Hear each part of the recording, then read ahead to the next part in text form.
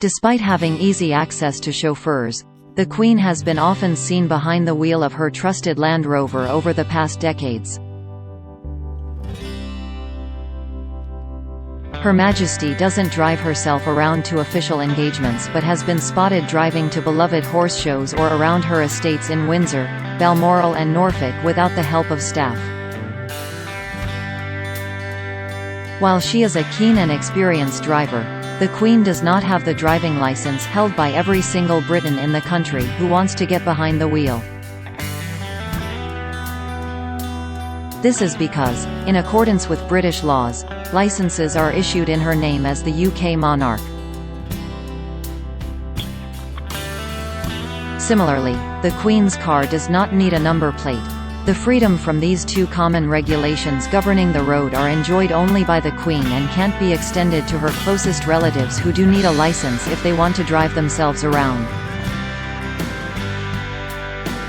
Famously, Prince Philip voluntarily gave up his driving license in early 2019, a few weeks after he was involved in a car crash near the Sandringham estate. Prince William, second in line to the throne and actively involved in the school run of his 3 children, passed his driving test in 1999, 5 weeks after his 17th birthday. The Duke of Cambridge took approximately 20 lessons before sitting the test drive, which he passed on the first attempt. He had previously sat his theory examination one day after his birthday. Similarly, Prince Harry passed his driving test on his first attempt, sitting the examination 15 weeks after his birthday. The Queen learned how to drive during World War II when, after turning 18, she trained as a driver and mechanic in the women's branch of the British Army. As a member of the Women's Auxiliary Territorial Service, she learned how to rebuild engines, drive ambulances and trucks. Her father King George VI made sure the heir to the throne was not given any special rank during the war, so the now Queen started her career in the army as a second subaltern. 1 year after joining the army, the then Princess Elizabeth was promoted to honorary junior commander in 1945. Following the end of the conflict in Europe, the now Queen famously joined celebrations in the streets of London wearing her ATS uniform. The Queen normally doesn't drive around important guests when she is behind the wheel.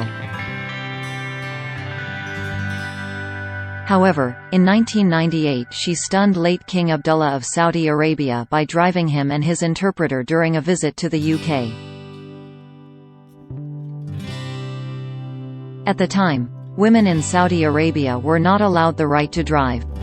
Former British Ambassador Sherard Cowper-Coles recalled the event, telling the Sunday Times, "As instructed, the Crown Prince climbed into the front seat of the front Land Rover, with his interpreter in the seat behind. To his surprise, the Queen climbed into the driving seat, turned the ignition and drove off." Women are not, yet, allowed to drive in Saudi Arabia, and Abdullah was not used to being driven by a woman, let alone a queen. The driver license isn't the only document the Queen doesn't need. As explained on the royal family's official website, the monarch isn't required to have a passport when traveling for the same reason she doesn't need a driving license. Royal.uk read, "As a British passport is issued in the name of Her Majesty, it is unnecessary for the Queen to possess one." All other members of the royal family, including the Duke of Edinburgh and the Prince of Wales, have passports. Related articles: Queen's new corgi named after Balmoral picnic spot. Queen was reduced to tears over press coverage of Thatcher feud. Queen has developed close union with Prince Andrew and Fergie.